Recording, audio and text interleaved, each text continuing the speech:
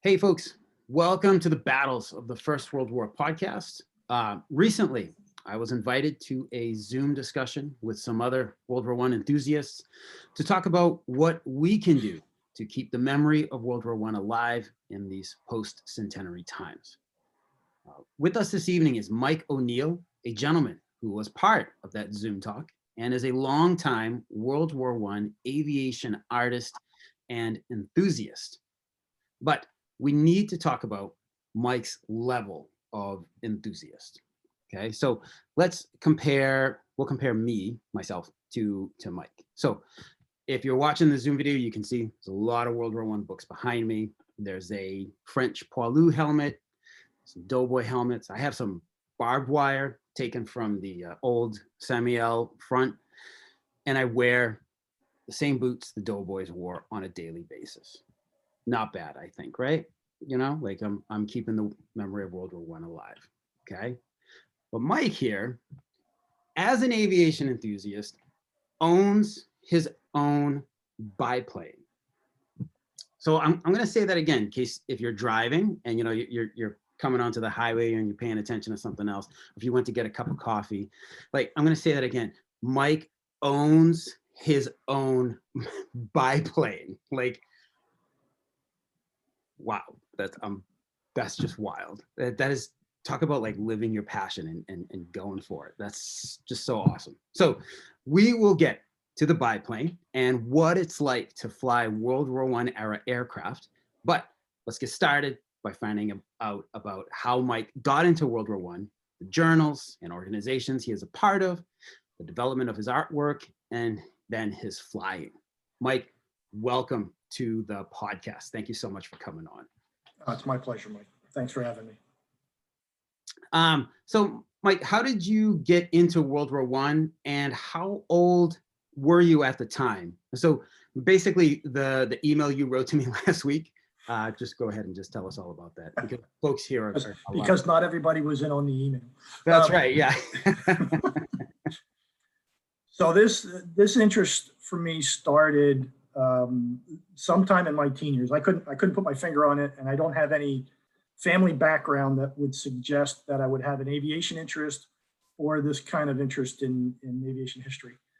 And I found that I read a couple books on Richtofen. I read a book on Rickenbacker, which kind of fascinated me. And in a book called The Fighters by a guy named Thomas Funderburg, which is a really great World War I aviation book. Yeah, if you haven't read that one, that's a great one, because Funderburg had the opportunity to interview a bunch of surviving pilots at the time. So there's a lot of really great firsthand material in the book. Anyway, in that book, there was a mention of a National Society of World War I Aviation Historians. And the journal that they published was called Cross and Cockade Journal. And that was started in the 1960s by a bunch of enthusiasts on the West Coast. I was 15, I think, at the time that I joined the journal. I remember it was $8 a year, and it was all I could do to scrounge up $8 to join the society. And when the journal came, it was great. I mean, it was the stuff I had been reading at the library was kind of generalized, biographies, and it wasn't very highly technical, and there wasn't a lot of detail. It was more like pulp aviation kind of stuff from that style in the 30s, where it was exciting enough, but it just didn't have any meat. And when the journal came, it was very technical, very detailed, to me, very, very, very interesting. And the articles in it were still accessible by somebody like me, 15 years old, when I didn't even have a high school degree, let alone a degree in history. And this journal kind of opened up the door of what's possible to study in this field. So in the journal, fortunately, they published the list of journal editors. And I lived in Trenton, New Jersey at the time. And the closest editor to me was a guy named Frank Bailey. Everybody called him Bill. And so I wrote him a letter and said, I'm 16, I'm interested in World War I aviation history. I subscribed to the journal. I think it's great. This is really something that's fascinating the heck out of me. And he did something that that I find myself doing now, and I find that people who are looking to perpetuate the interest in this at our level of experience in this should be doing. And that was, he encouraged me to first off come to his house, which I guess now is like might be sound a little weird, but he said, "Why don't you come down and visit?" I got on the train at 16 years old by myself and went down to Philadelphia to see him. And Bill met me at the train station and bought me dinner and showed me what he did for a living, which for most people would be like a snooze fest. You know, you're in his basement. He's got a big bookshelf behind him, just like this, and he's got his head down on his. At the time, before as long before PCs were common, he's got his head down on a typewriter, typing stuff, and showing me how he does what he does. And somewhere in the conversation, he said, "You know what, Mike? I've been talking to the service historique in France, and I call them. You know, I write to them. I talk to them all the time, and I'm sure they're getting tired of hearing from me. But I would love if you would have helped me with this problem." And he gave me a self-addressed stamped envelope that had a letter in it that was a request for a dossier on a French pilot that he was researching. Mm-hmm. And he said, "Send this to them. They'll send it back to you. Just photocopy the contents and send the photocopies to me and keep the original stuff they sent you." I said, "Well, that's okay. That's fine. That sounds like a fun time. I don't have to do anything, and I'm seeing how the process starts to work." Yep. And I got the material back, and I sent it to Bill, and I'd send him one back, and he'd send me another one in the mail. He'd send me a letter so I could send a letter to France, and he did this multiple times. So the following year, 1977, an article comes out in the journal, which I am still subscribing to. I'm still scrounging up my $8 to get the journal. And in it, there's an article on a French fighter unit. And in the acknowledgments is my name, as if I had done something significant to help Bill, who was at that time, he's certainly nationally known. I don't know if he was internationally known, but he's certainly nationally known as an aviation researcher, WW1 Aviation researcher. And he credited me with helping with the article. For a 17-year-old kid, this was really just over the top stuff for me to see my name in print. Oh my God, that's fantastic. I was one of the books here, A Brilliant Operation. I used it in one of my episodes. I show up, my name is in the it's in the back, like in the sources used. Are you kidding? Like I was texting pictures of that to everybody. Like I'm in it. I'm in the book, you know, like this is me. So I totally get it. I mean, and also like so that kind of got my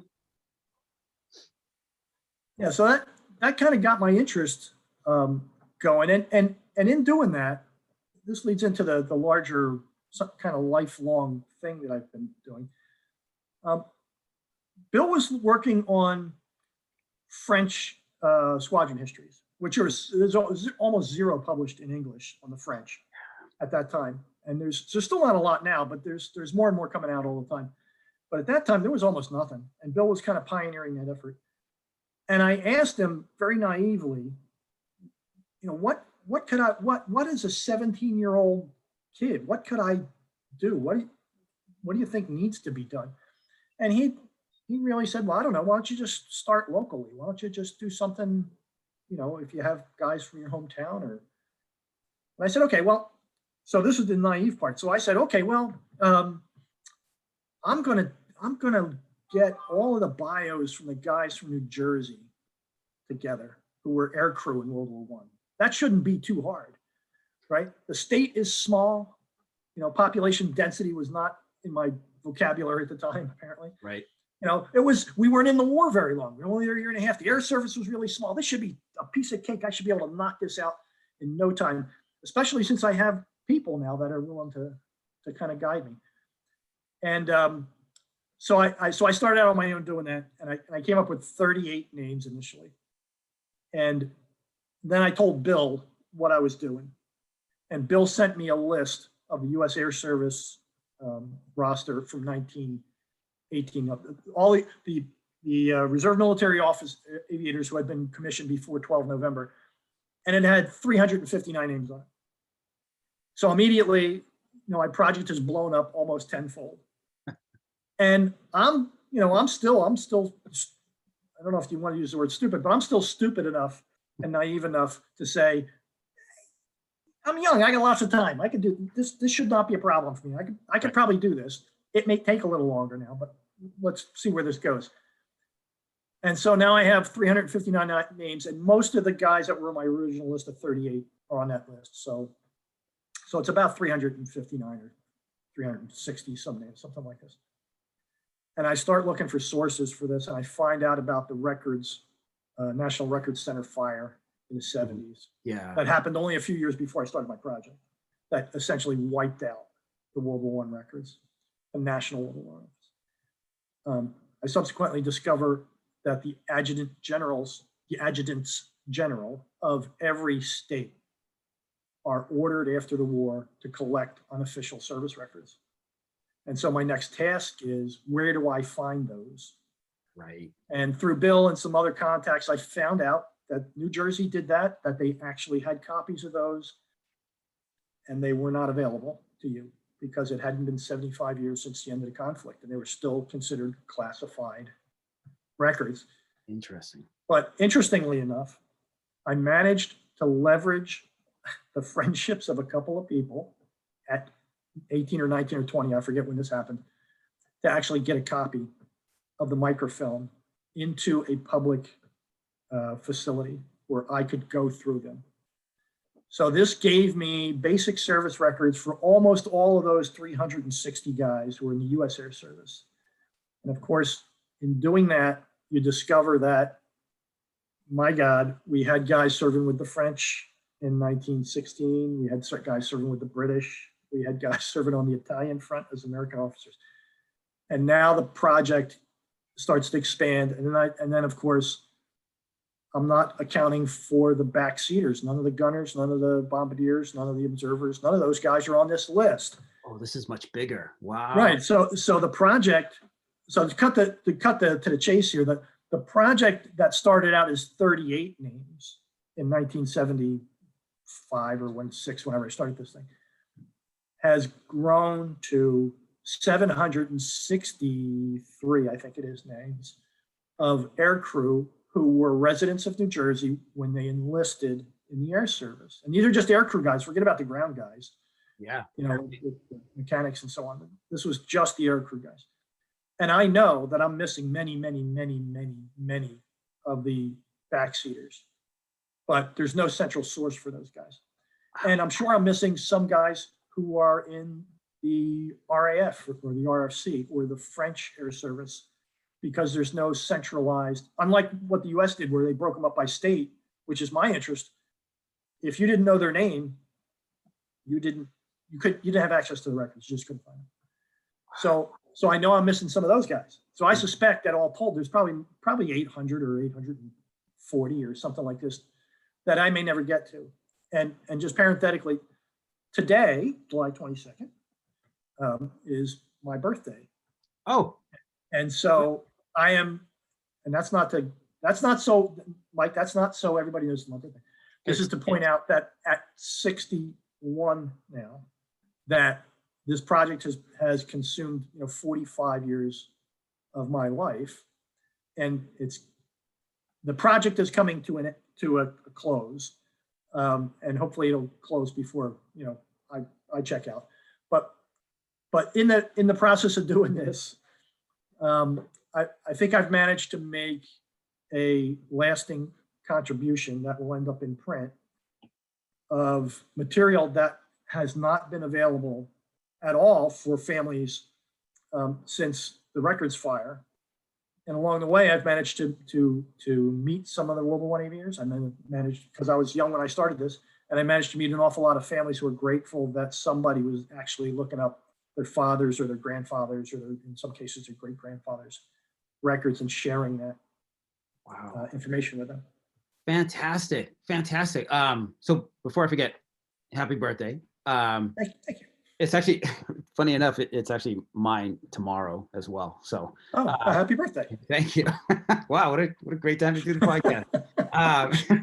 But okay, 700 something, and there's even more aviators just from New Jersey. So this is blowing my mind because I have to admit ignorance. Like a lot of what I'm learning about the AEF, like it's like I'm learning as I'm going along and researching these episodes. Like I have a general idea, of course, like I know we won in the end, but like, but still learning a lot about the formation of the AEF, and I have this idea of the American Air Services as this like very small group of like, I'm thinking like maybe a couple of hundred guys. Everybody knows Eddie Rickenbacker and a few more. Right. And so this is, blowing my mind about how many. So just 700 just from New Jersey, but how many men overall in the American Air Services? So And commissioned flying officers. Mhm. There were about 14,000 commissioned flying officers.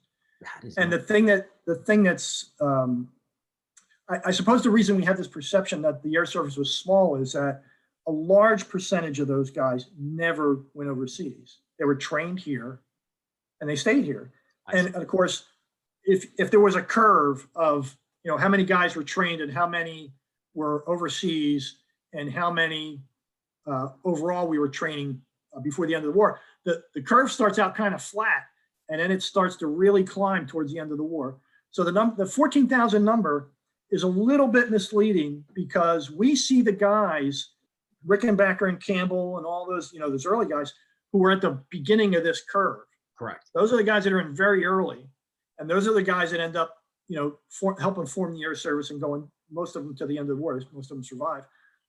And then that big bubble of aviators at the end are guys who are being trained right at the end of the war, guys who got their wings before 12 November. And they were probably only in training for, 5 months or 8 months, something like that. So you've got this large mass of people who are trained here in the States. And then some of these guys end up trickling overseas, but the vast majority of those 14,000 guys never got overseas. So that's why we think from the AEF perspective, the Air Service was relatively small. Right. And although it's not just a couple of hundred guys, there's still a couple of thousand guys. It's nowhere near the 14,000 that we ended up training. Wow. All right. Now you, so the Crossing Cockade Journal has gone defunct, but it looks like it's been resurrected. It's now the International Crossing Cockade or Over the Front. So let me clarify. The old Crossing Cockade Journal, which was a U.S. publication, was established in 1916. The Brits also established a journal called Crossing Cockade, which we distinguished by calling it Crossing Cockade Great Britain, also in 1960. And they're still going. They've had a continuous run. Okay. The old Crossing Cockade U.S. journal went out of business in 1985. I think it was 85, 84, I think it was 85. And some of the core people who were running that journal, who wanted to see it continue, even in another form, formed the League of World War I Aviation Historians and started a new journal called Over the Front. Okay. And that's the journal that has continued for the last 30, it's in its 36th year at this point. Excellent. All right. And folks, links to Over the Front will be provided in the episode notes so that you guys can all go and check that out as well. All right. Tell us about, I hope I pronounced his last name correctly, Phil Kissam, a World War I veteran that you got to know well. It's funny, Mike, because when I was 17 and I called him, I had a list from the World War I Overseas Flyer Organization. It listed all the guys in this group, and there was a couple of hundred at that time surviving World War I pilots with names and addresses, no phone numbers, just names and addresses. Amazing. When I called Phil in 1978, I did the same. His wife answered, and I said, "May I talk to Mr. Kissam?" And she said, "Do you mean Mr. Kissam?" I said, "Yes, that's the guy.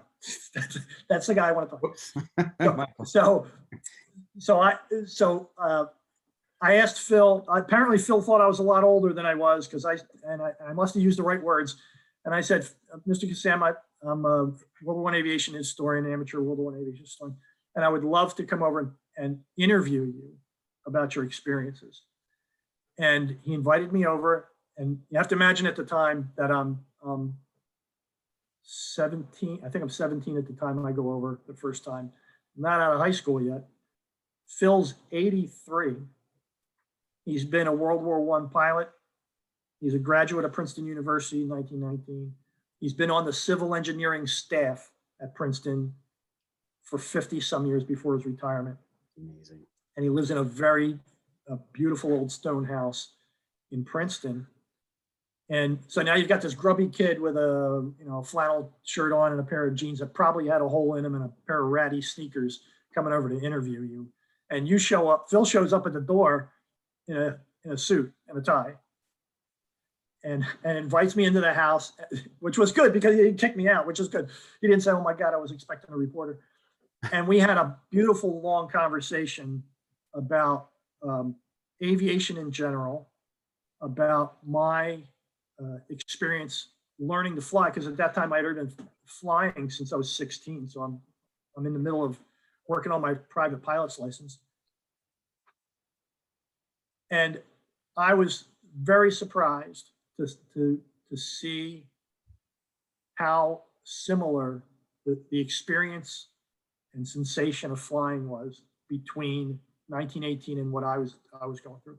And he's flying in very primitive aircraft, and I'm flying in Cessna 150s with radios and electronic navigation stuff, and almost 100 years of aviation experience behind the process. But the sensations of flying, the excitement of it, the beauty of it, the kind of confidence shaking things that can happen to you when you're learning to fly. All these things were the same. I didn't know, and when I have to say, at 17, I was completely unprepared to talk to him. So the only thing I did positive, well, I did two things positively, but the first thing I did positively was I brought a tape recorder with me, and Phil allowed me to tape record us. And the tape recording, if you listen to the tape recording, you'll see exactly how naive and unprepared I was, because most of the conversation was Phil talking and me going, wow, oh, wow. To me, this guy was a hero. Yeah, you should go back and hear some of my interviews. I still do that now, and I'm and I know even at this age, if I was talking to these guys, I'd be doing the same thing. But what I also did was I brought a random copy of Cross and Cockade with me. I'd only been in with the journal for a couple of years, so I didn't have many to choose from. I just pulled one out of the pile and I took it with me. Mm-hmm. And when I got there and started talking to Phil, I told him, I said, well, this is a journal that I subscribe to. It's the subject fascinates me, and hopefully you'll find something in here that would be of interest to you. And he looked at it, and on the front cover was a photograph of a Farman two-seater at the airbase at Foggia, Italy. And it turns out that Phil trained at Foggia to begin with. And he said, I know that kind of airplane. And he opened the journal, and in the journal, there were photographs, aerial photographs of Foggia, the field, the aircraft. There were people in the photographs that he knew. Oh, I remember this guy. And it was just a random, lucky, tremendously lucky shot, because I had no interview questions prepared, and the journal essentially ran the interview. He'd see a photograph, and it triggered a memory, and we had a conversation about that. Fantastic. And that's how the first interview with him went. Wow, wonderful. Right before I left that day, Phil, we had talked about flying, and he asked me, when are you going to take your test, your flight check test? And I said, it's probably as soon as I turn 18, because that's when I'm going to be eligible. That'll be in July next year, July coming up. And he disappeared for a few minutes. And when he came back, he had in his hands his original World War I sterling silver Tiffany struck pilot's wings. And he said, I want you to have these, and hopefully they'll bring you good luck on your test, which they did. What I didn't know at the time was Phil had no children. Okay. His second wife at the time had some children who were completely uninterested in Phil or what he had done. And subsequently, all of his World War I material, his wife tells me anyway, would have ended up in a dumpster someplace. Because if he passed away, she would have had it for a while. And then if she passed away, the kids would have just thrown it, not knowing what it was. They were not caring what it was. They would have thrown it. Right. Sometime during our second interview, his wife came in and said, Phil, you're 83 years old. What's going to happen to all your stuff? And then Phil's like, well, yeah, I'm 83. I've probably got another good 20 years in me, which he didn't. But, you know, you're always trying to stay positive. Sure. And she said, why don't you give it to Mike? Mike will take care of it. And I don't know how she gleaned that little factoid, because I was still only 18 years, 17 and a half years old. You know, I couldn't take care of my own bicycle at the time, let alone this valuable World War I material. Right. So Phil gave me his goggles, and I forget I think there was something else at the time. There was like 3 pieces that I had. And then I interviewed him, like I said, twice. We had some phone conversations. And then his wife called me a few months later to say that he had passed away at 83. And she invited me to come over for lunch. She said, my husband had some other things he wanted you to have. So I go over for lunch and we talk about aviation. We talk about school and how I'm putting myself through school and a bunch of other miscellaneous things. And she said, the rest of his things are out in the other room. You're welcome to all of them. I'm expecting some little package of stuff. And it's his footlocker. It's his World War I footlocker. And inside of his footlocker is his flying license, his logbook, his officer's record book, every travel order he ever touched, photographs, the propeller tip from a SPAD 13 that he flew. Unbelievable. The sort of owner's manual for that same airplane with the serial number on the front of it. Just a graft of stuff. The only thing that wasn't in there was his uniform, and we had that discussion. He said, after the war, I took the insignia off. I used it as a coat, and it just got destroyed, you know, when I was working on the car and some other stuff. And this was apparently a common thing. But he had saved the wings and the insignia, and all that stuff ended up coming to me. And between the initial contact with Frank Bailey to start working on the historical end of things, and the personal contact with Phil and a couple other aviators, but Phil primarily, it kind of cemented an obligation in my head that now that I'm in a position to memorialize these guys and to commemorate their service, that is apparently my mission in life. And I don't know I don't know how these things get started this way. I don't know whether it's, you know, some people think it's meant to be that way, and some people just interested. I don't know, and I don't really care which position you take on that. But I know that over the last 45 years of doing this, I've met a lot of really marvelous people. I've had a lot of very satisfying experiences helping people understand their family history. And in some cases, I've even reunited sides of family through their common history with a World War I aviator. Really, that's fantastic. They've been isolated from each other for years, and suddenly Mike shows up, and all of a sudden both sides want to talk about Uncle so-and-so from World War I. And so now they're in the same building for the first time in 20 years, talking to each other and saying, why were we mad at each other to start with? We don't really understand that, but we're glad Mike showed up because he helped us get back together through this interest of his. Amazing. So there's been some marvelous, I mean, really marvelous, heartwarming, gratifying experiences that have come out of this interest in early aviation. Oh, amazing. Like it almost like, it almost does seem fated that you got to meet Mr. Kassam before he passed. I'm just, what an amazing story.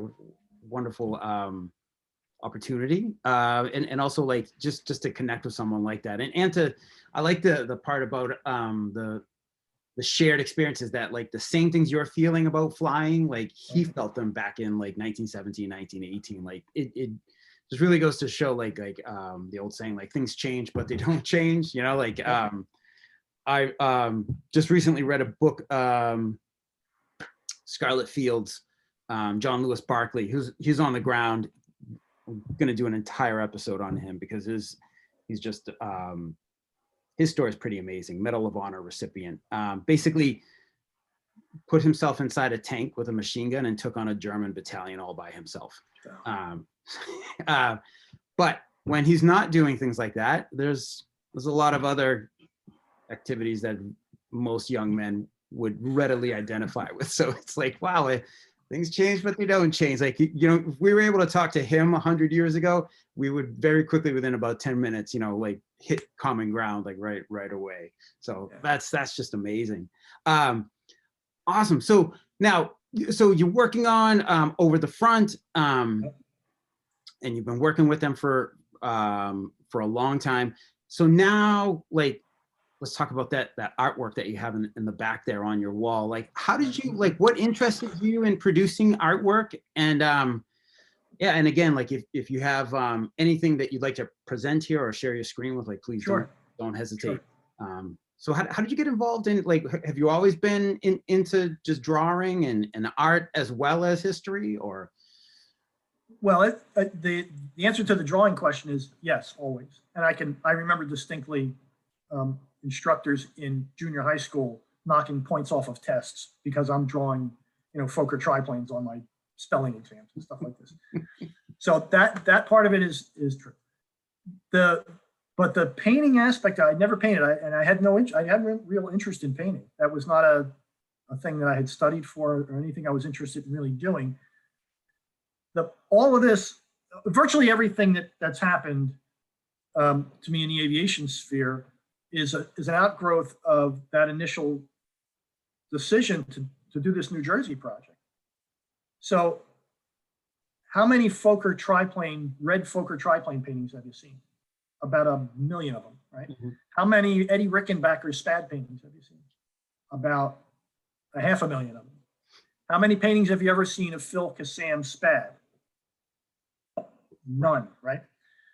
So as I went through the New Jersey biographies, and as I'm looking at the stories that these guys have to tell, and that I was privileged to either hear from them or read through their letters or diaries or whatever, it occurred to me that no one was going to paint their stories. No one was going to illustrate their combats because they weren't famous. They weren't 15 or 20 or 40 kill guys. They were guys that maybe didn't shoot down anybody. Right. Maybe they only were ever in training before they got to the front, and nothing really exciting ever happened to them in a combat situation, which is what everybody's looking at, right? Mm-hmm. You rarely see an idyllic picture of a Newport just cruising along in World War I markings because it seems to be boring. Right. But it's a part of the larger story. The combat stories are all very interesting and they're marvelous on their own.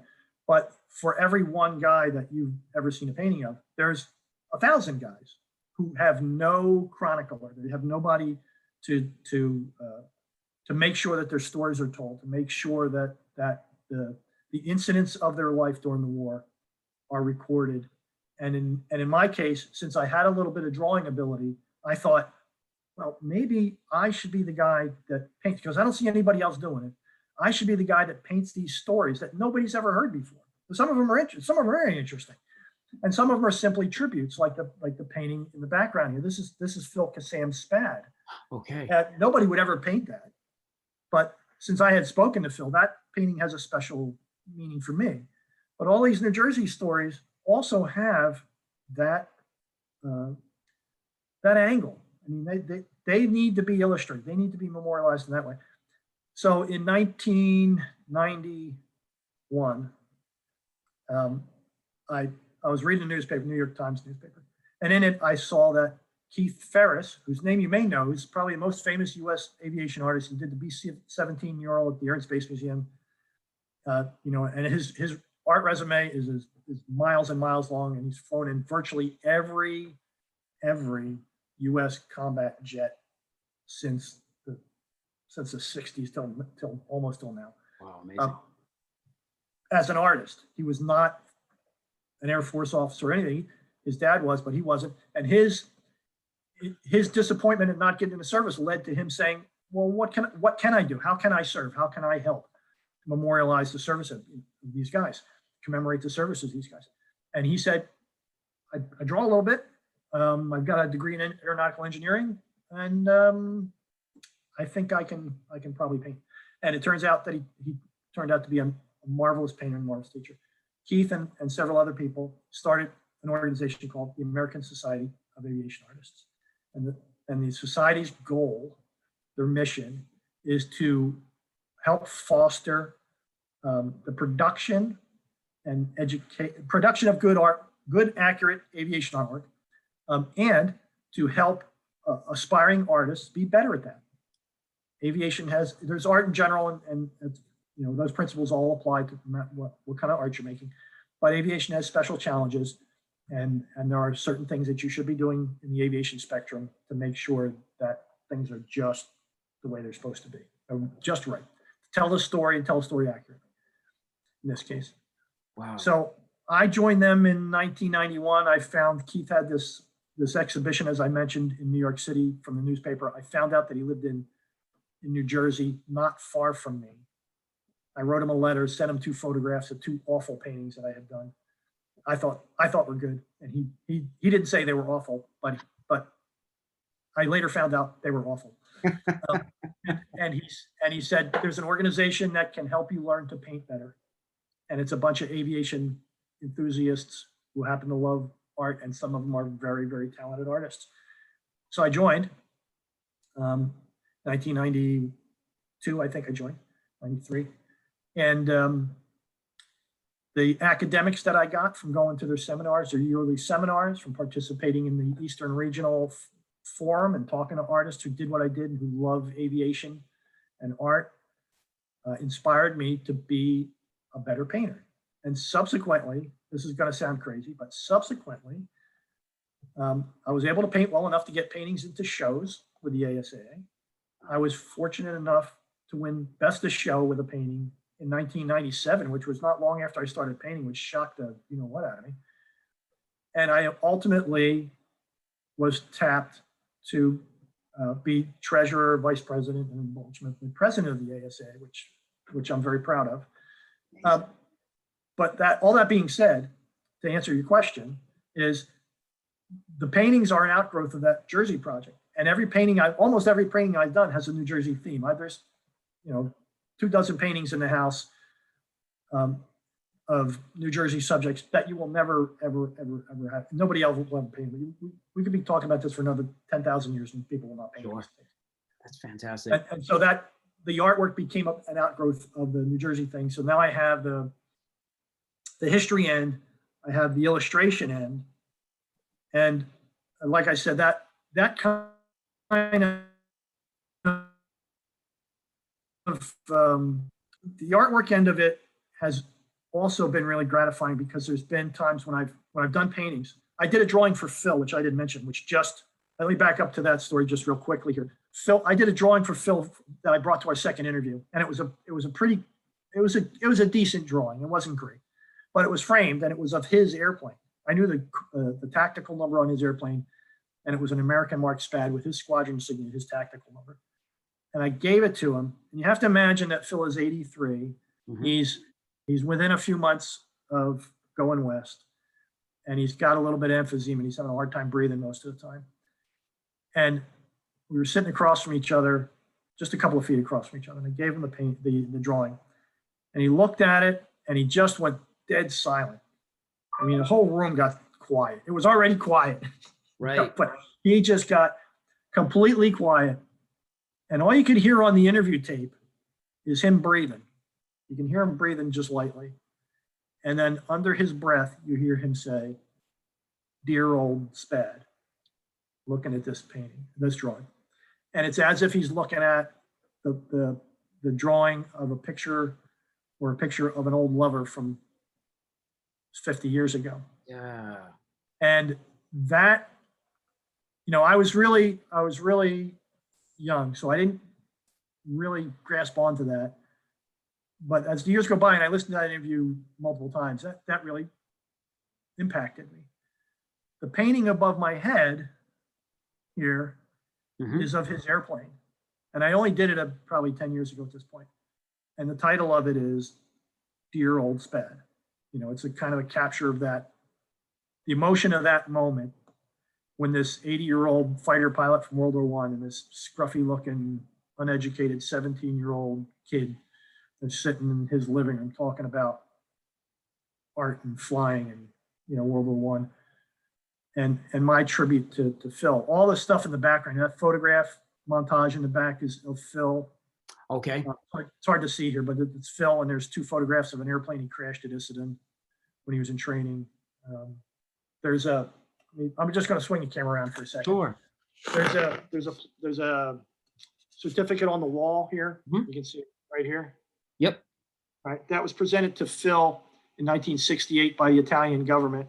All the surviving U.S. airmen who trained at Foggia, Italy, were given this certificate. Oh, that's fantastic. And this was hanging on the wall in Phil's house when I visited him. And after he passed away, that was one of the things that Mrs. Kassam gave to me. So this whole wall practically back here is a Phil kind of tribute wall. You can't see it well, but in the black frame up the top, excuse me, are the wings that Phil gave me. Oh, 78. Wow. What a gift! Like what a gift to you. But what a gift you gave him. And I mean, like even at 17, like I know maybe, you know, like at the time you probably didn't realize what you were doing, but like what a gift you gave him in recreating his aircraft, his specific aircraft. And you know, and you know, I think he really you really got him, you know. I said, wow, that's just amazing to hear, like that connection. And like for you to like you've made that happen. Like you first of all, like this is like, hey folks, like let's get back into letter writing, huh? Because look at everything that Mike has made happen by writing letters. Like it's just, you know, and just being brave and you know, maybe even like a little bit vulnerable enough, like, hey, I'm gonna reach out to these guys and see what happens. Like worst thing is they can just ignore me, but they didn't, you know. And look at all these connections you made. This is fantastic, Mike. Wow, like what a really cool. It's amazing. Yeah, the older I get, I remember distinctly starting this project when I was 16 or 17 and saying, looking at these pilots like my older brother, they were 19, 20, 21. And I'm thinking, man, these guys are old. You know, at 20, man, holy cow, these guys are old. And then I got up to 20 and I was like, man, I'm just as old as these guys. And I'm not in the military, but I'm learning to fly. This is what they did. And I know a little bit about their lives and their careers and stuff. And the project seems like something I should be doing. And as I got older, I had a kid and I was like, one day he's going to be 18 or 19. And now I get the perspective of a parent of these guys, sending them off to Europe or even if in the States to learn how to fly at a time when flying was still a very dangerous thing to do. Right. And I have that thought in my mind. And then my son got to the point where he was 19 and 20. And I'm thinking, well, this is, could I as a parent endure what these parents were enduring in World War I? And for the aviation guys, as you know, a lot of these guys came from privileged or semi-privileged backgrounds. They were in big universities. They had no reason on the planet to volunteer to go to France to serve, and vast numbers of them did. And I wonder sometimes if the people I grew up with, if I would have even had, with that background, if I would have even had the guts to do what these guys did. So the older I get and the more I learn about this topic and the more I see the impact of what I've been able to do just from an interest point of view. It used to be about me. Aviation is interesting, combat's cool. This is how neat is it to see a Fokker triplane and look at it. And the older I got, the more I realized that is not the purpose of this at all. The purpose is not about my specific interest. The purpose of this is to ensure that the families of these guys understand the depth and dedication of their family's own history, their grandfather, their father, their great grandfather, whatever, and to help commemorate the service of these guys who gave they absolutely gave everything. They gave up. In many cases, they gave up absolutely. I can tell you stories about New Jersey guys who were fabulously wealthy, who shut their homes down and left jobs on Wall Street, that their parents left jobs on Wall Street to follow them to France to serve in the Red Cross when they had absolutely no earthly reason to do it, except that they felt a need to serve and be near their son, who also had that desire and apparent need to go to France to serve. And there's a lot, and they're not one-off stories, there's lots of them. So my lifetime mission has been to help preserve those memories and preserve that sense of duty and that sense of commitment.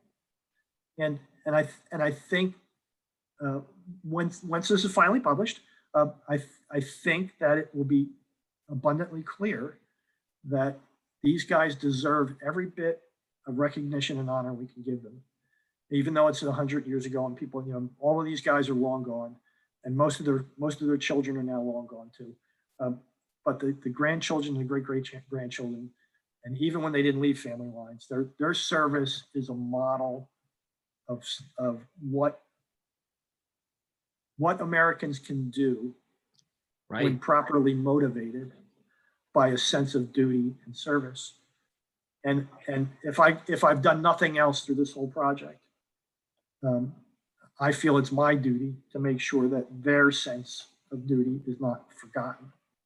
What a wonderful mission! Absolutely, it's so good for you to capture these guys and to remember them so that we can remember them. When you get everything printed and everything into your book, but just what a wonderful mission that you have of keeping the memory alive, just like the subject of our Zoom call last week, but just absolutely wonderful. And it is like there's a whole world with these guys that is now gone, and you're recapturing a part of that and keeping it alive forever. And bringing families together. That's fantastic, Mike. Wow, that's amazing. It's been gratifying. It really has. Yeah. Now, nowadays, you work with the Golden Age Air Museum in Bethel, Pennsylvania. I do. Let me show you the official Golden Age Air shirt logo. There we are. You got the T-shirt to prove it. That's fantastic. I got the T-shirt. I went there and I got the T-shirt. So you work there now. So what are some of the planes that are there? And a lot of it, I have big gaps in my World War I planes. And so what are some of the planes there, and what has it taught you about World War I era aviation? Well, let me give you just a quick synopsis of the museum. Sure. The museum is a volunteer and family-run organization that's been in business, been in operation now for 24 years.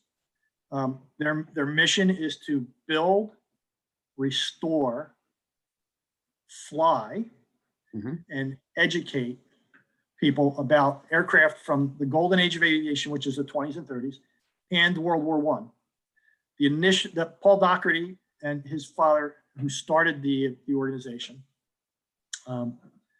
were interested in doing something like Rhinebeck.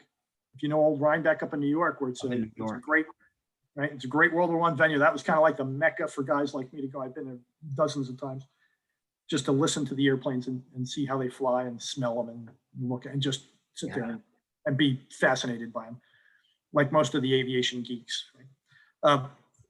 But that same way, but with tanks. So it's exactly. we all have our weakness. I get it. But that was the original idea. But World War I aircraft were not. You couldn't buy a World War I aircraft project to restore unless you had a lot of money, and building something from scratch took a lot of time. So Paul and his dad started with 2 airplanes that they restored together before they had any idea about a museum. They had 2 airplanes they restored together, and they enjoyed doing that so much they bought a couple more projects. There's 20s and 30s projects to restore, and they liked they got 5 or 6 projects together. And somebody in the family said, "What are you going to do with all these projects?" And they said, "I don't know. Maybe we'll I don't know, start a museum. Maybe, just kind of flippantly, we'll start a museum." And that's actually how the museum got started. That's fantastic. So the museum is here in Bethel, Pennsylvania. It's exit 16 or 15 off of I-78, 13 if you're coming from the west. And like I said, it's been here 24 years. We have a collection of 17 or 18 at this point flying aircraft that we have either built from scratch or restored here. Mm-hmm. Virtually every airplane in the collection has come in as a project airplane that we've restored or built. Some airplanes that have been here for a while and in service for a while have needed major repairs to them, which we've done. And like I said, the organization is all volunteer run. So we have three licensed FAA mechanics on staff. Mm-hmm. One of them had inspectorate authority, which allows them to do annual inspections on the airplanes. And that staff of volunteers like me and the family run this museum every weekend from May till the end of October. We do biplane rides and restore stuff. And during the off season, the volunteers are down there working on airplanes. We're fixing stuff we broke. We're working on projects that we're rebuilding, that sort of stuff. I lived in Jersey for 55 years, mm-hmm. 54 years, which was obviously the New Jersey project. But I had been coming out to Bethel to volunteer for probably 15 years and driving out every weekend. It was a 2-hour drive every weekend to get here. I'd stay here for 6 hours. I'd get in the car and drive home for 2 hours. Oh, wow, long day. Yeah, it's a long day, but think about it. It's like driving out to a tank. Oh, absolutely. Yeah. You don't sit in the tank for a couple hours. You're going to drive 2 hours? Sure you are. Right? So it's the same thing here. I get to put my hands on airplanes. I get to fly a little bit. I get to do stuff that I love. I get to learn things I didn't know about how these airplanes are constructed and how they operate. I'm all in on that. My wife, who was an absolute doll, by the way, suggested that being in New Jersey and 2 hours away and driving every weekend was kind of a waste of time. Why don't we just move to Bethel? So we did. And we moved we were half a mile away from the airport at the time. We moved recently. We are on the end of the runway now. We are like, if I gave you the view out the window here, you'd see the end of the grass runway. That's just amazing. And not only that, it's also, it must feel really good to have the support from your wife, like understanding that like this is your passion and she's all about it and all about supporting it. Like this is really, really cool. This would be like my wife saying like, we need to be closer to the battlefields in France, which she actually has mentioned, and we're kind of like, how can we make that happen? But I get it, and it's absolutely, it's great, rather, just to have that support, that's fantastic. That's fantastic. Wow. All right, so now we've got to talk about your biplane.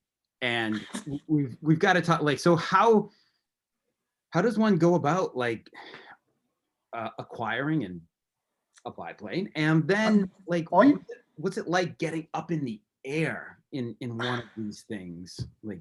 They're easy to require. All it takes is money. That's all you got to do. You just have to have money. That's all it takes. And then when you have one, you won't have any money anymore. Any money after that. It's like old airplanes are like, the thing they say about boats. It's just a hole in the water to throw money into. That's it. Yeah. A biplane is like a hole in the sky that you throw money into. However, so the airplane I have is a 1930 Fleet Model 7. Fleet is the company name. If you know consolidated aircraft from World War II, the B-24s and the PBY Catalinas and all that. That was Consolidated Aircraft Company, run by a guy named Reuben Fleet. Okay. Fleet also started a civilian side, production side of the Fleet Aircraft Company. And they had a facility in Buffalo, New York, where they were making these biplane trainers from about 1926, something like this, up into the early 30s. They made outstanding airplanes, by the way. The Fleet airplanes are just, they're great airplanes to fly. For a 1930s design, it's really, really, really nice. I mean, it's a nice flying airplane. And Mike, is this like, so a biplane, this is, even in the 1930s, it's still what we think of as like a World War I aircraft, like open cockpit. Yeah, so, like. Yep. The airplane is an open, I don't have a photograph of it in front of me here, but the airplane is an open cockpit, 2-seat, dual control airplane. Okay. It's fabric covered. It's powered by a 5-cylinder Kinner radial engine. So, you know, these are engines that were ubiquitous during the 20s and 30s. They were used right at the end of World War I as well. The airplane has a more modern, I want to say more modern airfoil than most of the Allied airplanes in World War I, but it has an airfoil that was similar to the German airplanes. They had figured out the fact that you could use a fat airfoil on an airplane to its benefit. The Fokker D7, the Fokker triplane, you know, the Junkers J1, all those things had these great airfoils on, advanced airfoils on. The airplane is, there's no electrical system in the airplane. It has no upgrades since 1930. When you get into the airplane, it's 1930. It has the same seat cushions in it. It's the same controls. It's the same instruments. The engine starts by hand propping the airplane. Most of the airplanes we have at the museum are hand propped airplanes. So in addition to, wow. Yes, and get out of the way. And in addition to learning how to construct airplanes and maintain airplanes, and that there's this skill of hand propping airplanes, which quite a lot of us know how to do because it's a necessity at this field. The airplane, I bought the airplane in 2006, something like this. I think it's about 2009. I don't remember the year, but I've had the airplane a while now. I acquired it from a friend of mine who used to work at Old Rhinebeck. Okay. And so how do you get access to one of those airplanes? You have a friend who's looking to get rid of one, and he looks at you and says, would you be interested in an old biplane? And of course, morons like me say, oh, that sounds like a great idea. I would love to do that. What does that take? I had never flown a biplane before. I'd never flown an open cockpit airplane before. And so getting this airplane was a revelation. It was a revelation of flying from the 30s, but also it wasn't hard to extrapolate that experience to what was going on in World War I, because it was the same sort of airplane. It was fabric covered. It was slow. It had a round engine on it.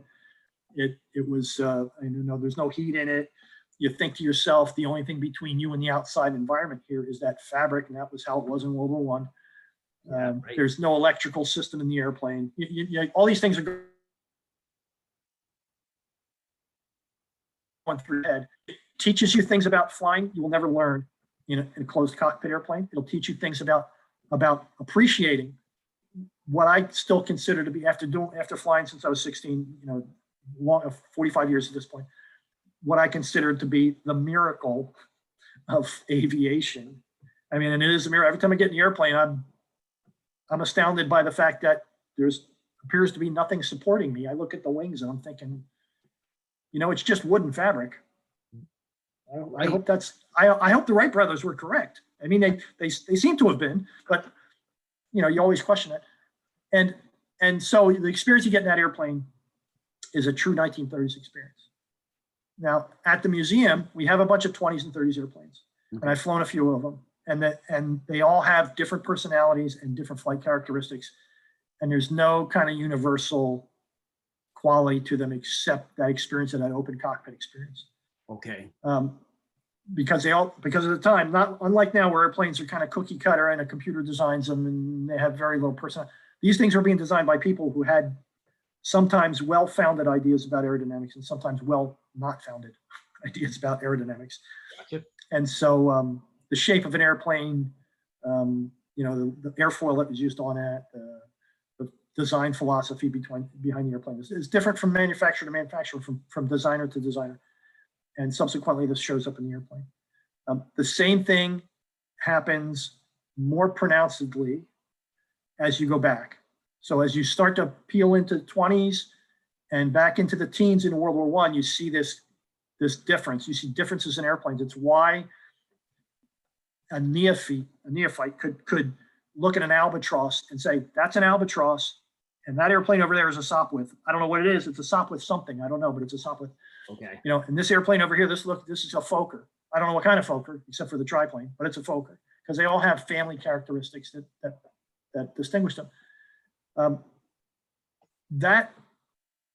Those features are kind of topical external things, right? It's what the average viewer sees when he looks at an airplane. Mm-hmm. He knows what it looks like, but not much about the engineering behind it. And what the museum has taught me in great measure is how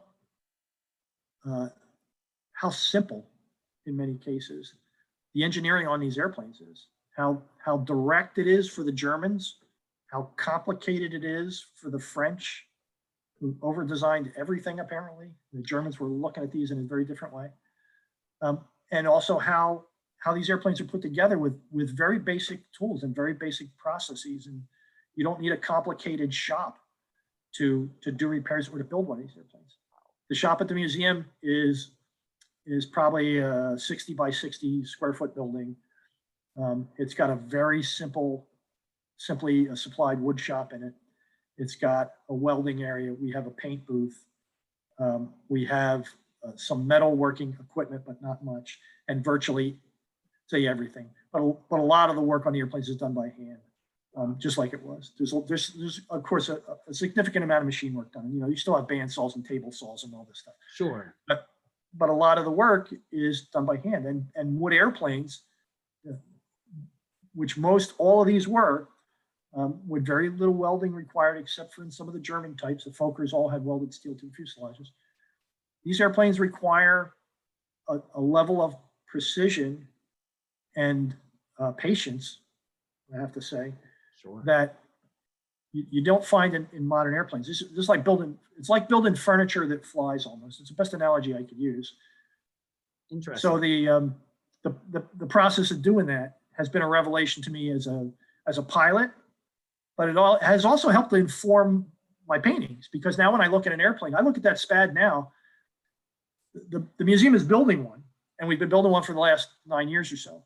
And I did that painting more than 9 years ago. And now when I look at that airplane, that painting, I can tell you 12 things that's wrong with the painting, because I know this part didn't go there, and I know the shape of this is not quite like that. It's just a slightly more round than that.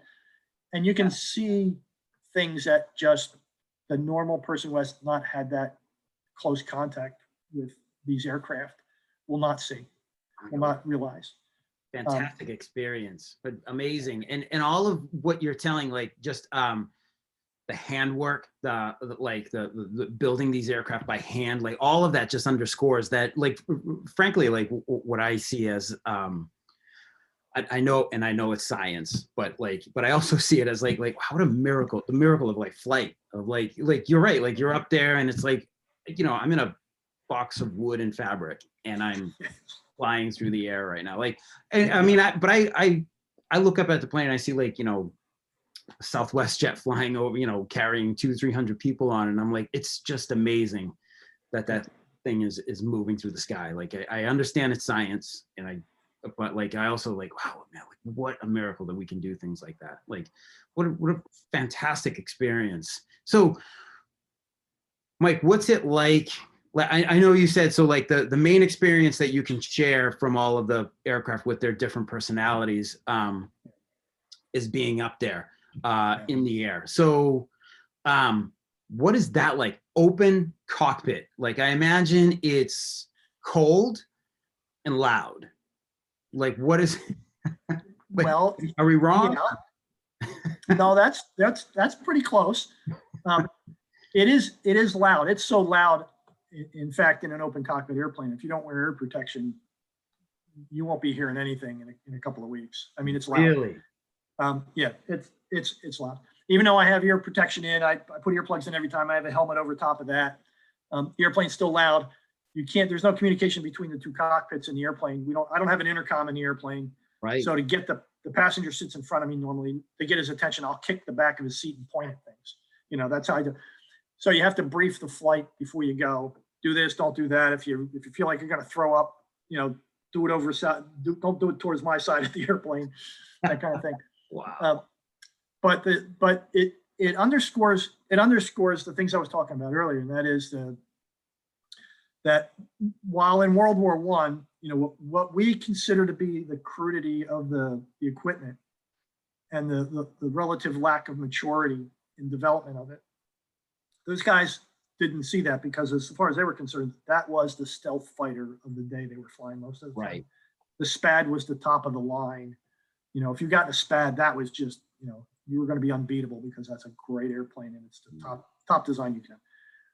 But when you look at them now, you say, well, that's great, but you don't have a self-sealing fuel tank. If that thing catches fire, what are you going to do? And you don't have, the Allies don't have parachutes. So if the airplane catches fire, you're done. What are you going to do? If a wing comes off of the airplanes are still made out of wooden wires. If you get a strut shot out or a flying wire shot out and the airplane comes apart, it's game over. It's game over for you. You don't get to bail out of the airplane. They didn't have high altitude like heating equipment in the airplane. There's no heat in the airplane. Right. And it's very rare that you had any kind of electrical anything in an airplane at that time. They had some guys had heated flight suits, and this was it was a rarity though, and they restricted your movement, so they weren't all that popular, and they malfunctioned sometimes, which made them even less popular. Right. But you didn't have heat in the airplane, you didn't have supplemental oxygen in the airplane, and these guys were not operating at 1,000 feet or 2,000 feet all the time. They were up at 12, 15, 18,000 feet. And the FAA today requires you to have supplemental oxygen in a civilian airplane at 12,500 feet. So you think about guys, 19, 20-year-old guys flying in these open cockpit airplanes with no heat, no parachute, no fire suppression, no supplemental oxygen, flying at 18,000 feet for a couple of hours, coming down, and they're flying in the wintertime. They don't stop flying just because it's cold out. Right. Flying in the wintertime. In an open cockpit where you are exposed to the 100-mile-an-hour breeze, not simply riding in a closed cockpit, so frostbite is a very real thing for you. Doing all that stuff and then coming down after a 2-hour flight and not understanding why they got these splitting headaches, these oxygen deprivation headaches. They don't understand that at all. And flight medicine is very new at the time. Right. And the doctors are still working on this stuff. They know a lot about it, obviously, but they think flight is a unique thing, and it is. But all of this stuff that we take for granted now is under development at the time, and it's not all of it is well understood. And so when I fly in the airplane, I'm the fact that I don't have these challenges. I'm flying because it's a beautiful thing to do in a vintage airplane that gives me the experience of flying in the 30s when nobody's shooting at you, and I don't have to worry about the plane catching fire. I don't have to worry about getting shot. I don't have to worry about the wings coming off. There's 50 things I do not have to worry about. I don't have to worry about going up to 18,000 feet. I don't have to worry about freezing my rear end off. And December comes around, I don't get ordered to go out and fly the airplane. There you go. Remember, I put the airplane away, and that's it. Sorry, guys. My phone. I don't have to do any of that stuff. So it's a different experience for me, but it does help to underscore some of the things that these guys experienced.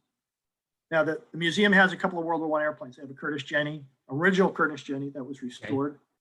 They have a Fokker triplane, which is a rotary powered airplane. It's got an 80 horsepower Lerone rotary engine that was built in 1918 and now powers our replica airplane.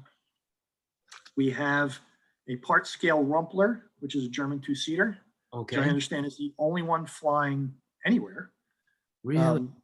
Yeah, it's a part scale airplane. It was built for some kind of film work in England. The story's still a little muddy, but it was built for film work. And I don't think it was ever used. And probably the reason it was never used is because it flies awful. It's a great looking airplane. It's a very interesting thing, and we fly it, but it's every pilot report you'll ever read about this airplane says it's awful. But it is a cool looking airplane. Hard to And then control? Is that what it is? Like just it's heavy, it's aerodynamically poor to start with, okay. it's underpowered, and you stick those three things together, and you got an airplane that's going to fly bad. It's just a fact of life. But it doesn't prevent us from flying it and demonstrating the airplane. So it flies well enough that it won't scare you too bad. And there's guys here that fly the airplane regularly and just say, it's not bad. It's just slow, and you just have to know how to talk to it the right way. Right, right. And I understand that. The one airplane that I've had in the World War I realm here that I've had the opportunity to fly was the Sopwith Pup. And the Sopwith Pup is described by World War I pilots. Every account you read of Sopwith Pup say it is a delightful flying airplane. It is it's light on the controls and responsive, and it's just an enjoyable airplane to fly. Now, I started in Cessnas, which were in the 1970s. So you're a modern airplane, aluminum airplane, enough power to carry two fairly large people, comfortable, heat, all that. My next airplane was a 1946 Piper Cub, also an enclosed airplane, but a tail dragger, 80 horsepower airplane, that one was. 85 horsepower airplane, that one was. And that was a marvelous airplane for doing stuff in. If it was single place, it was a great airplane to fly. Even two place, it was good. But it behaved not too far distantly from the modern aircraft, because it's a 46 design. It's got a nice wing section on it. It's aerodynamically, it's pretty clean. It's a nice airplane. It's a very, very nice flying airplane. My next airplane after that was the biplane, was the Fleet biplane. Okay. And that airplane is an order of magnitude different than the Cub. For one thing, it's a biplane. It's heavier than the Cub. It's a power to weight ratio. I think it's underpowered compared to the Cub. It's not underpowered, but it's underpowered compared to the Cub. It's still a great flying airplane. It has a modern 1930s wing section, an airfoil section on it, and it still flies good. The control harmonies, in other words, the amount of force it takes to move the stick or the rudder, the harmonies in the airplane are good. I mean, everything takes about the same amount of pressure to do. And so from a pilot's point of view, it's a delightful airplane to fly. And it's a 1930s design, which, they're still struggling with things in the 1930s, but that is a really great airplane. The Sopwith Pup, which I flew here, and I have to say I've only flown it once. So the guys here fly it all the time. I've flown it once because my primary duty here is to fly the Fleet primarily in our shows.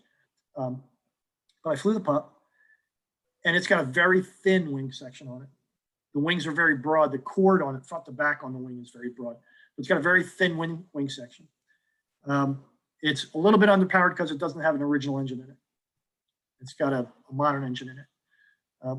But for an airplane that is always described in World War I terms as a delightful airplane, if this is a delightful airplane, I want to know what a bad airplane feels like, because it's fun to fly because I'm interested in World War I. Mm-hmm. It's fun to fly because it's a very different experience than flying a more modern airplane.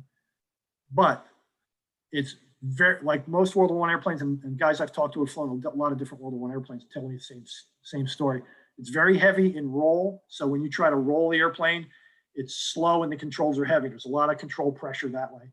But in this aircraft, pitch control, forward, up and down, nose up and nose down. Okay. It's very sensitive. And there's a lot of rudder for the airplane, so it's good in yaw too.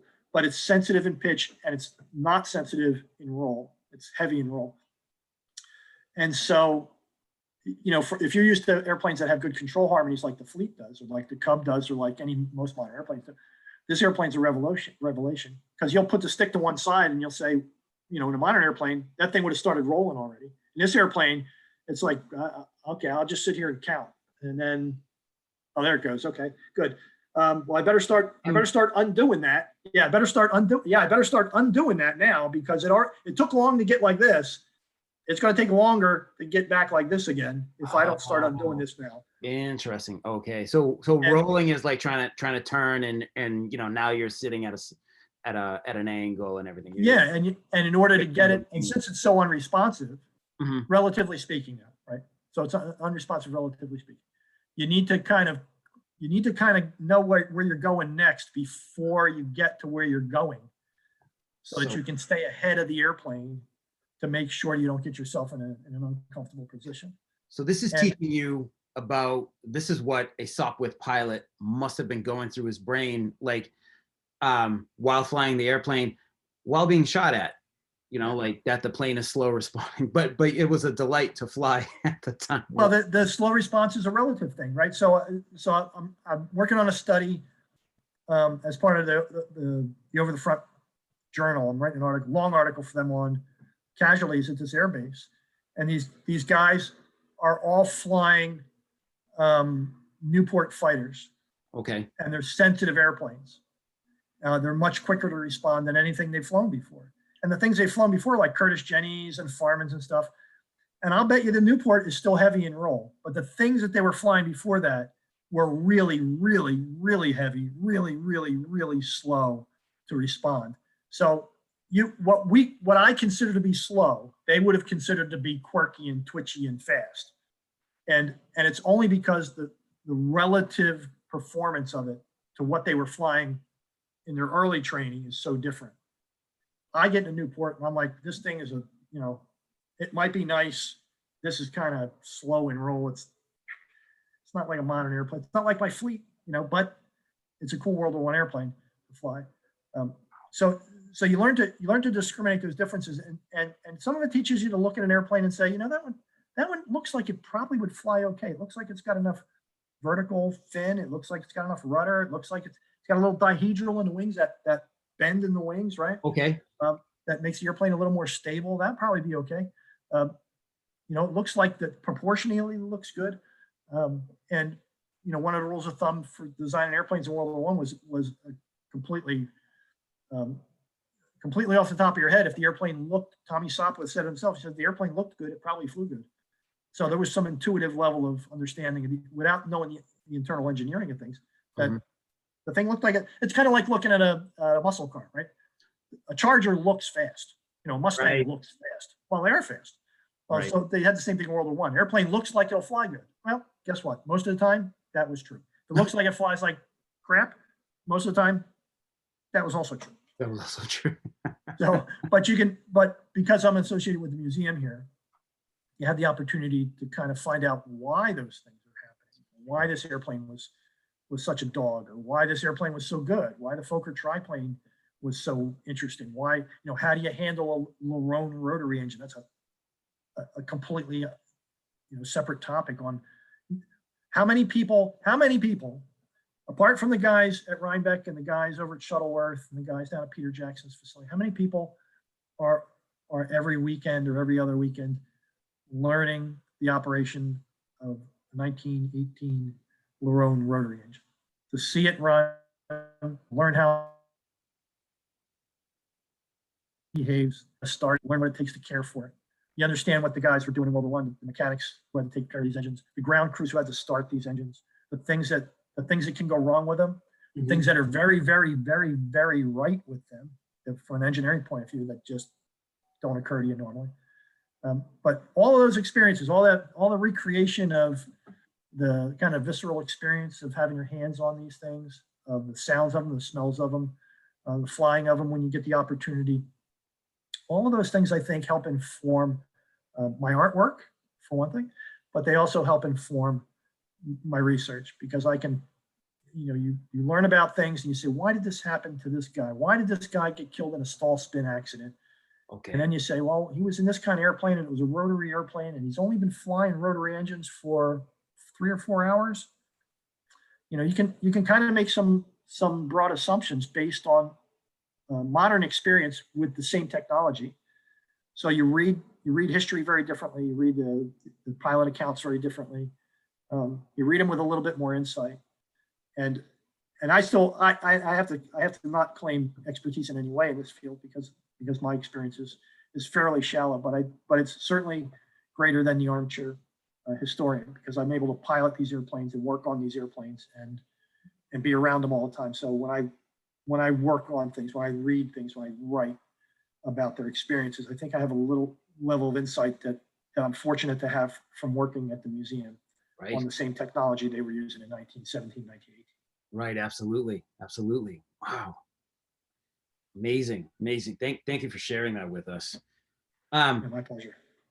Zooming out a bit, who are some World War I era pilots that we should know about? Like most folks, you know, we all know the Red Baron, Yeah. Eddie Rickenbacker. Yeah. Now, during that Zoom call last week, you mentioned the film Flyboys, which Yes. we won't get into here, but but another podcast entirely. Yeah. But now I have heard of him before, and he is he's a person who was like, I've got to find out more about him. But you brought up the fact that one of the characters in Flyboys was modeled after Eugene Bullard, right? But I know that Eugene Bullard's story in real life is fascinating just by itself. Can you give us like a quick rundown, you know, so some other World War I pilots and maybe just a little bit about Eugene? Sure. To answer the first question about which World War I pilots that we don't know about that we should know about, I know 763 of them that you should know about. They're all from New Jersey. Duly noted. But that's not what we're here. That's a little too esoteric for this topic. The fact that we mentioned Bullard, like you said, came up because we had a discussion about the movie Flyboys and how they missed an opportunity to teach actual history as opposed to make some Hollywood version of it that touches on reality in some ways and then completely ruins it in other ways. Bullard was the first African-American pilot. And when I say African-American, he was born here in the States to a father who was raised a slave. His father told him that there was a place across the ocean that treated everybody the same, regardless of skin color. Wow. And Eugene decided that's where I'm going. I'm not going to hang around in the U.S. to live the same kind of life my dad did. And he went to France, and he found it was true that the French were kind of, you know, race agnostic. They didn't care what color. There were all kinds of races living in France, and they were all treated relatively equally. Right. And Eugene grew up there, and he was there during the First World War, and he loved the country so much that he joined the French infantry. And he was in the infantry, and I don't have details of how he got in aviation, but I know he volunteered for aviation. He was taken in aviation, and served in a fighter unit. And his story just up to the point where he's in this fighter unit as an equal with all the others, and the first African-American fighter pilot is unique by itself. But he had an interesting story after the war too. He stayed in France for a while, and he was in a jazz band. He had time as a professional boxer. Right. And he came back to the States later, and he was here I think he died in the 60s sometimes. He was here in the 60s, and nobody knew. I mean, nobody knew, but people that knew him didn't know that he had this service in World War I, that he was decorated by the French, that he'd shot down an airplane, that, you know, he had this terrific experience in Europe. He was working as an elevator operator in New York when somebody discovered that that's what he was doing, and they were smart enough to interview him and write down his story. And this is primarily how he became to be known. But Bullard's story, apart from the fact that he was the first African-American pilot, it's to us, that's a unique thing. Mm-hmm. To the French, this was not a unique thing. You have to imagine that 1917, they've been in this war for 4 years, and you know what the casualties on the Somme and Verdun were like.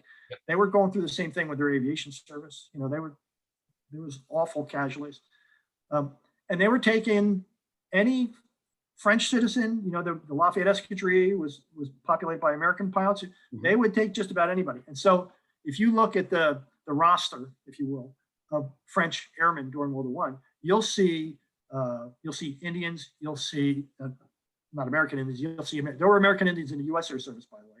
Mm-hmm. It's another interesting story. But they had Indians, they had colored, they had Chinese, they had Japanese, they had Portuguese, they had English fighter pilots who couldn't get in the RAF. They had Polish fighters. They had nationalities, Russians. They had people serving with them that remain in obscurity because they were these kind of one-offs or two-offs from someplace. Right. Wow. The Japanese, did anybody even know the Japanese had a single fighter pilot in World War I? Did anybody know that? Did anybody know that one of the fighter pilots, one of the Japanese fighter pilots in World War I, a guy named Kiyotake Shigeno, served in the same unit as Georges Guynemer, who was French's leading ace at the time he died with 53 victories. Right. He was credited, Shigeno was credited with a shared victory with Guynemer. He was in the same unit with him. So you had these kind of heterogeneous units with all kinds of nationalities flying in them for a common cause, obviously, for the freedom of France at the time. And their stories are fascinating all by themselves because they're from all walks of life. There's some guys have been invalided out of the service. They came from the infantry where they, like Guynemer was a real sickly kid and had a hard time getting into the service and finally managed to be a mechanic and then finally managed to get into pilot training, and look what happened with him, 53 victories. Wow. So all these stories of service of these more obscure guys. But I'll give you just a couple of names that I think are important to know. If all the World War I aviation guys are going to go, yeah, I know about him, or I know about him. But this is for the rest of the lay people out there who are saying, I know Rick Toffin, I know the Brig Baron, I know Eddie Rickenbacker, I may even know Frank Luke, the balloon buster, American balloon buster. I may know him. Yep. But names you should know who were important aviation in general, important aviation World War I, are Georges Guynemer, who I pointed out, Roland Garros, who was another French fighter pilot, one of the first aces. If you are a fan of tennis and watched the French Open, it is played in Garros Stadium. That is not a coincidence. It was named after Garros. He was a pre-war tennis star. Oswald Bohlke, German, who essentially developed the concept of the homogeneous fighter unit, where remember in World War I, everything was being invented for the first time. Correct. When aviation was new. There were no such thing as fighter units. There was no kind of unit tasked with specifically with interdiction duties like that. That was Bohlke's idea. So the first fighter units. If you're looking for the British side, you got James McCudden, who's a 57 victory ace. You got Albert Ball, who was a 44 victory ace. Okay. Both two of their top aces. McCudden probably had more influence on fighter tactics than most on the British side. And Ball was one of their leading aces. He was the leading ace when he died, in fact. May of 19.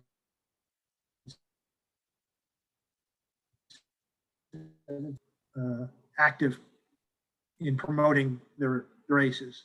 There was no big splashy news about their aces. The French loved doing it. The Germans actually made up postcards of the races that you can still get, which are amazing. Wow. But the British weren't doing it. So McCudden and Ball on that side, Luke and Rickenbacker on our side, Bohlke, Rick Toffin. Rick Toffin had a brother named Lothar, by the way, who was a 40 victory ace. Most people have not. Who survived the war. You have Bohlke, like I said, you have Max Immelmann, who was another early ace. Yep, the Immelmann turn. He's credited with the Immelmann turn, but nobody's ever really sure that he ever did one. Because in the airplanes he was flying, I'm not even sure it's possible to do it. There you go. Okay. Another World War I story, sounds like. Yep. So you have those guys. You have Francesco Baracca, who was a leading Italian ace. Silvio Scaroni, another Italian ace whose story is interesting. You have Willy Coppens, who was the leading Belgian ace. Okay. That's an interesting story. Jan Olieslegers, who was another Belgian ace. I could go down a list of aces, but the point is that every nation that supplied pilots have people that have stories that deserve to be told. And some of these guys have books written about them. You know, Ball has a book, McCudden has a book, von Richthofen has more books than probably everybody else combined. Sure. Balka has a wonderfully researched book that is very hard to get a hold of now because I think there's only 100 copies of it printed. Oh, By my good friend Lance Bronnenkamp, which is an encyclopedia essentially of Balka's life. It's definitive in every direction. But these guys are all these guys have stories. All these guys have interesting stories, I think, and all of these guys deserve a little bit of cred. So if you're out there looking to research somebody, there's a great website called theaerodrome.com, www.theaerodrome.com, which is dedicated to WW1 Aviation. It's got a great chat section on it, but it's also got a great research section on it that has the aces from every nation. And if you're interested in any of these guys, you get a short bio on there. And what that typically leads to, as you know, is a 5-month research project on a guy who has a name that sounds similar to yours. Or absolutely. your girlfriend's, or Yeah. So if you want to pick a guy that needs to be looked at, pick somebody you never heard of. Go to that list, pick somebody you never heard of, and see if you can't find out more about him. Wow, super cool. Excellent. Thank you. We'll add that. Aerodrome.com. We'll add that to the episode notes so folks can look Beautiful. it up. Yep. Wow, Mike, final question of the evening here for you. Any projects for the future, or are you continuing to work like your project for the New Jersey Aviators? Does that just continue to evolve, and that is the continuing project for the future? So yeah, it's a good question. So I have, because I have all these disparate interests that all revolve around the same subject. The immediate project at the museum, at the Golden Age Air Museum, is the completion of the SPAD, the full-scale SPAD that we're working on. Okay. And that's probably about a year away. And I have to say that of all the airplanes that we have, and the airplanes that we've built, the airplanes that we fly, that is one airplane that I have a very strong interest in flying, because it would complete the circle between that 16-year-old kid and that 83-year-old SPAD pilot I met, you know, Phil Kassam. That would put me in the seat where he was in 1918. Right. So that's the airplane project. The research projects are the New Jersey project just keeps going because, as you know, any project of that size can go on forever. There has to be a point where you kind of say, this is the end of the project for now. And if somebody wants to take up the reins later, good luck. Right. Doing that. You know, I'll be happy to see somebody advance whatever I do. But I'm also the managing editor at the moment for Over the Front, which is the journal. And that duty absorbs a lot of my research time, because I'm constantly either trying to produce an issue that I'm responsible for, or I'm editing the work of others who are producing work for the journal. And it's a quarterly journal. So there's 96 pages in each journal, and about 92 of that is research on a variety of interesting topics. And that absorbs a lot of my time. So what projects am I working on? I'm working on projects for the journal. I'm trying to develop content. Like I mentioned, the Isiden project that I alluded to, that's for the journal.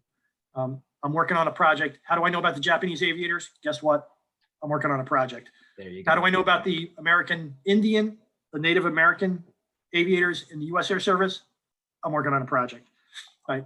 And these are things that are all destined for the journal, based on things that kind of piqued my interest over the years.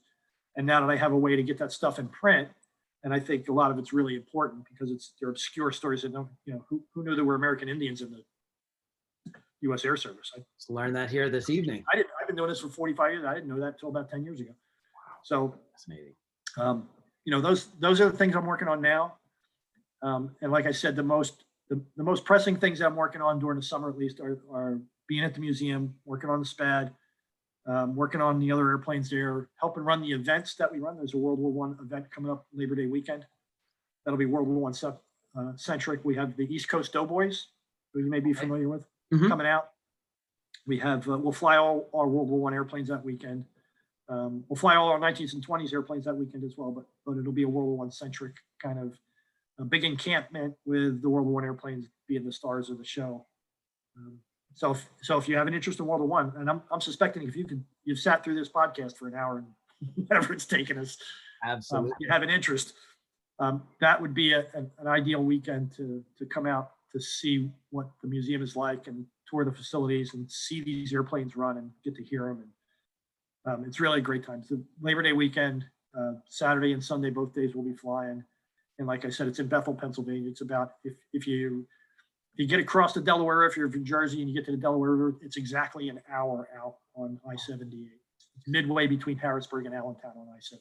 All right. I'm trying to think of, I'm in Boston area, so maybe 5-6 hour drive. Yeah, about that. Yeah. Wow. There's lodging nearby. We're out in the country, but there's still lodging nearby. So if you decide to come out, there's places to stay. Oh, super cool. Cool. Mike, thank you so much. Thank you so much for taking time out of your evening to come on the podcast and to just, I have learned an incredible amount in this last hour and a half here. Like, it's been awesome. Like, again, like Japanese pilots, Native American pilots. So amazing.